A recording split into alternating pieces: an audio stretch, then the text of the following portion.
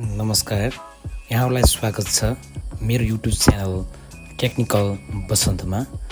आज हामीले Microsoft वर्डमा Nepali type गर्दाखेरि उकार मिसिङ हुने समस्याहरू रहेको हुन्छ। जस्तै एउटा कुनै शब्द लेखौँ हामीले पु हैन खु गु, यसरी कुनै शब्दहरू लेख्दाखेरि उकार आएको छैन। समस्याको समाधान गर्नको लागि सर्वप्रथम हामी चाहिँ माथि साइडमा रहेको विन्डो अप्सनमा गई प्रुफिङ अप्सनमा क्लिक गर्नुहोस्।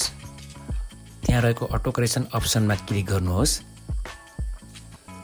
त्यसपछि auto format as YouTube type भन्ने अप्सनमा क्लिक गर्नु।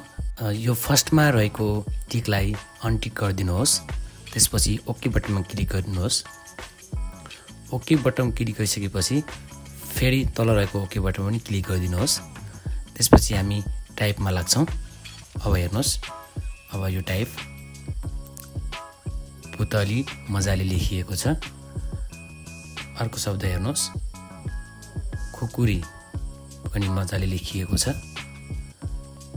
यसपछि तपाईले मजाले टाइप गर्न सक्नुहुन्छ। यसको समस्याको समाधान हुन्छ। यस च्यानलमा नयाँ हुनुहुन्छ भनेपछि चाहिँ सब्स्क्राइब, लाइक अनि शेयर गर्न नभुल्नु होला। धन्यवाद।